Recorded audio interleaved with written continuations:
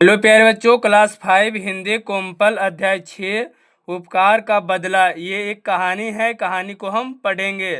सोमन एक गरीब आदमी था। वह बूढ़ा हो गया था। अपने गुजारे के लिए वह कुछ कुछ धंधे किया करता था। यानी एक सोमन नाम का एक व्यक्ति था। वह बूढ़ा हो गया था। अपने गुजारे के लिए वह कुछ कुछ धंधे यानी कुछ काम यानी रोजगार किया करता था। गर्मी के महीने में वह ताड़ के पंखे को बेचकर अपने परिवार का भरण पोषण करता था। और वे जब गर्मी के मौसम हुआ करता था तो ताड़ के पंखे को बेचकर अपने घर परिवार का भरण पोषण करता था। गर्मी के महीने में पूरे दिन कचहरी, बाजार और मोहल्ले में घूम घूम कर पंखे बेचता था।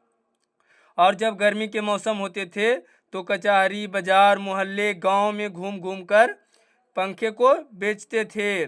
लेकिन दोपहर को जब सारे लोग आराम करने लगते थे तो उस समय उसके पंखे नहीं बिकते थे। और जब दोपहर हो जाती थी तो सभी लोग अपने अपने घरों में आराम करने लगते थे तो उस समय पंखे नहीं बिकते थे। उस समय वह एक पेड़ के नीचे विश्राम करता था। दोपहर ढलने के बाद गर्मी कम होने पर वह फिर से पंखे बेचने चला जाता। और फिर जब दोपहर यानी ढलने लगता तो गर्मी कुछ कम होती, उसके बाद फिर वे बेचने चले जाता था। दोपहर में जब वह विश्राम करने आता था तो बिके हुए पंखों को पैसे में से कुछ पैसे निकाल लेता। उन्हीं पैसों से बाजार से खाने का सामान खरीद कर लाता और खा लेता। कभी मुरही तो कभी फुट्ठा, कभी कचौड़ी तो कभी गुलगुल्ला खरीद लेता। एक दिन दोपहर के समय सोमन पेड़ के नीचे बैठा था।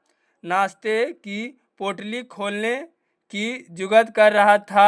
उस पेड़ से हटकर कुछ दूरी पर एक पुराना बगीचा था जिसमें बंदरों का बसेरा था। जहां सोमन बैठते थे उसके पास ही एक पुराना बगीचा था जिसमें बंदरों का बसेरा था। उनमें से एक छोटा यानी उसमें से एक मोटा सॉरी प्यारे बच्चों ये मोटा सा बंदर पेड़ से थोड़ी दूर पर आकर बैठ गया। वह बंदर शायद भूखा था और वे उसमें एक मोटा बंदर था। वे थोड़ी दूर पर आकर बैठ गया। वह बंदर शायद भूखा था, ये सोमन सोच रहा है। वह सोमन की तरफ टुकुर टुकुर देखने लगा और वे बंदर सोमन को तरफ टुकुर टुकुर देखने लगा। सोमन को उस पर दया आ गई और जब बंदर उसे टुकुर टुकुर देख रहा था तो सोमन को उस पर दया आ गई। उसने 2 गुलगुल्ले उसकी तरफ फेंके। बंदर ने लपक कर गुलगुल्ले को उठाया और खा लिया। और जब सोमन ने फेंका गुलगुल्ले को तो वे बंदर लपक कर उसे खा लिया। अब रोज दिन दोपहर को सोमन बंदर को खाने के लिए कुछ न कुछ देता। एक दिन सोमन आया लेकिन आज उसका दिल छोटा था। उसका एक भी पंखा आज नहीं बिका था। पैसे पास में थे नहीं, इसीलिए वह खाने के लिए कुछ खरीदा भी नहीं सका। बाकी दिनों की भांति वह बंदर फिर से उसके पास आकर बैठ गया। सोमन चापाकल पर जाकर केवल पानी पीकर पेड़ के नीचे आकर लेट गया। जब उसके एक भी पंखे नहीं बिके तो उसके पास पैसे नहीं थे तो वे कुछ भी नहीं खरीदे। उसी के कारण वे आकर सिर्फ चापाकल के पास जाकर पानी पीकर पेड़ के नीचे आकर लेट गया। बंदर उसकी तरफ टुकुर टुकुर देखता रहा और जब वे सोमन ने पेड़ को नीचे लेटा तो वे जो बंदर था टुकुर टुकुर देख रहा था। सोमन लेटे हुए ही बंदर की ओर देखकर बोला, हे हनुमान जी, आज तो एक भी पंखा नहीं बिका, इसीलिए खाने के लिए कुछ लाया नहीं। तुम्हें क्या दूं? आज तुम भी संतोष करो।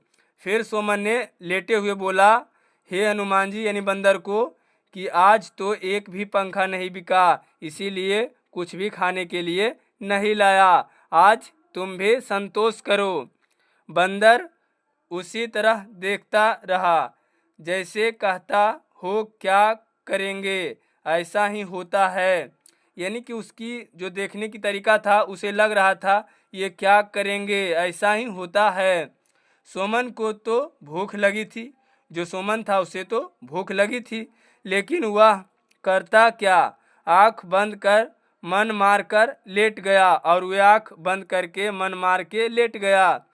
सिरहाने में पंखे की गठरी रखी थी, और सिरहाने में जो पंखे की गठरी रखी थी, बंदर भी थोड़ी दूर पर वैसे ही बैठा था, और जहाँ सिरहाने की पंखे की गठरी रखी थी उसी के पास थोड़े ही दूर पे बंदर भी बैठा था।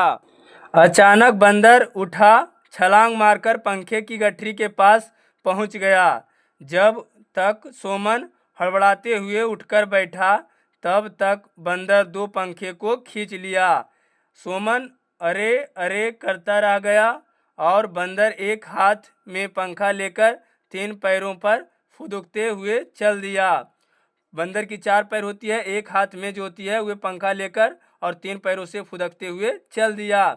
सोमन असहाय यानी जिसका सहारा अपने आप में ना हो, असहाय सा उसे देखता रहा। सोमन ने उसे थोड़ी दूर पर सड़क के किनारे एक डोरे की ओर जाते हुए देखा।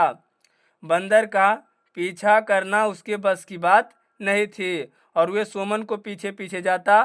सोमन की उसके बस की बात नहीं थी। सोमन दुखी हो गया, मन ही मन सोचने लगा, एक तो आज पंखा नहीं बिका, और उस पर से यह बंदर 2 पंखे भी लेकर चला गया। फिर सोमन मन ही मन सोचने लगा, आज तो एक पंखा भी नहीं बिका, और ये बंदर भी हमारा 2 पंखा लेकर चला गया। अब इसका भी घाटा मुझको सहना होगा। यह सोच में डूब गया। कुछ समय बीता होगा, यानी कुछ समय बीता ही होगा। वह बंदर पंखा लेकर जिधर गया था उधर से ही आता देख पड़ा। वह 3 पैरों से फुदकते हुए आ रहा था। उसके हाथ में एक बहुत बड़ा आधा पका पपीता था, आधा पीला और आधा हरा। बंदर सोमन से कुछ दूर हटकर खड़ा हो गया और पपीते को सोमन की ओर लुढ़का दिया। तब तक सोमन की आँख खुल गई थी। बंदर सोमन को निश्चित देखकर एक बार गुराए, इस पर सोमन की आंखें खुल गई। वह उठते हुए बोला, अरे हनुमान जी, ये कहाँ से तुम ले आए? सोमन ने एक बार बंदर को देखा, फिर पपीते को देखा, लेकिन उसने पपीते को छुआ नहीं। बंदर कुछ देर तक वैसे ही बैठा रहा, फिर सोमन पर खुखियाते यानी थोड़ी आवाज़ देते हुए दौड़ा। सोमन डर गया। बंदर खुखियाते हुए आया और उसने पपीते को सोमन के ओर और नज़दीक लुढ़का दिया, यानी कि दे दिया। फिर वह अपनी जगह पर जाकर बैठ गया, और बंदर अपनी जगह पर जाकर बैठ गया और सोमन की ओर देखने लगा। सोमन ने डरते हुए पपीते को उठा लिया। सोमन को पपीता उठाते देख बंदर आश्वस्त यानी कि आश्वस्त हो गया। बंदर को शांत देख सोमन ने अपनी कमर से चाकू निकाला, पपीते को छिलका हटाया और उसकी 4 टुकड़े किया। 1.5 टुकड़ा बंदर की ओर फेंक दिया। सोमन बाकी पपीते को खाने लगा। पपीता इतना बड़ा था कि उसका पेट भर गया, यानी पपीता इतना बड़ा था कि सोमन की पेट भर गया। सोमन ने सोचा, चलो बंदर 2 पंखे ले गया तो मेरा पेट भी भर गया, समझूंगा पंखा का दाम मुझे मिल गया। फिर सोमन सोचने लगा, मेरा पेट तो भर गया और मैं यही समझूंगा कि मुझे पंखे का दाम मिल गया। धूप ढलने पर सोमन पंखे बेचने चल पड़ा। जब धूप कम हो गई, फिर सोमन ने उठकर पंखे बेचने के लिए चल पड़ा।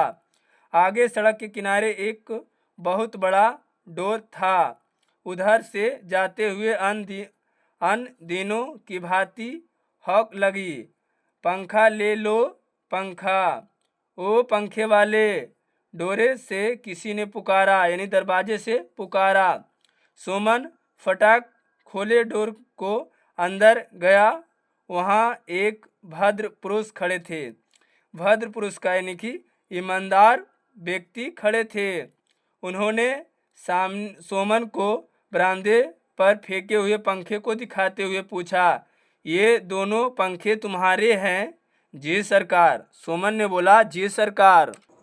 ये पंखे ये बंदर फेंक गया था, लो जाओ, यानी कि ले जाओ अपने पंखे। सोमन ने चारों तरफ देखा। एक तरफ पपीते के 3-4 पेड़ और उस पर ढेर सारे आधा पक्के पपीते लटके हुए थे। सोमन ने पूछा, सरकार, क्या बंदर ने आपका पपीता भी तोड़ा है? भद्र पुरुष थोड़े चकित होते हुए बोले, हाँ हाँ, पंखे को वही फेंक वह एक पपीता तोड़ ले गया था। सोमन बोला, सरकार, तब यह पंखा मैं नहीं लूँगा। फिर वे पुरुष बोले, क्यों? सरकार, वह बंदर पंखे के बदले में मुझे पपीता दे गया था, इसे आप रख लीजिए, मुझे इसका दाम मिल गया। सोमन ने बोला, ये पंखे आप रख लीजिए, इसका दाम मुझे मिल गया है। ये पपीता को जब ये भद्र पुरुष हैं, ये सोमन है, ये उनकी पंखा का है और ये पपीता है। भद्र पुरुष को बंदर के इस कारनामे और पंखे वाले को उत्तर पर बड़ा आश्चर्य हुआ। सोमन ने पूरी घटना उन्हें बताई और जो सोमन थे वे सारी घटना को बताए। भद्र पुरुष को इससे और अधिक आश्चर्य हुआ।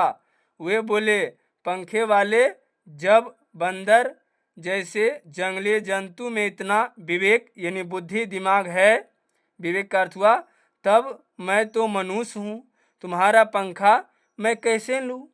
तुम पंखे को छोड़ दो, यानी कि इनका कितना दाम होगा यह बताओ। जब ये फिर बोले, ये पंखा का कितना दाम होगा यह बताओ। सोमन संकुचते हुए यानी संकोच होते हुए बोला, सरकार, यह बिकता तो है 4 रुपये जोड़ा, लेकिन आज जो भी देंगे वह मेरे लिए बहुत होगा। जो भी आप दे देंगे वह हमारे लिए बहुत होगा, ये सोमन ने बोला।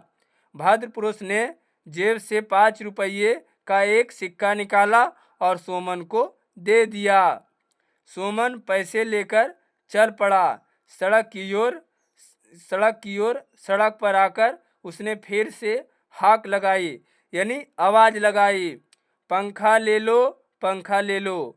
ये कहानी बहुत ही अच्छी थी प्यारे बच्चों। अगर वीडियो आपको अच्छी लगी हो तो वीडियो को लाइक, शेयर, सब्सक्राइब जरूर करें। और इसका लेखक रामदेव झा जी हैं। अगर इसके लिए आपको बहुत बहुत धन्यवाद।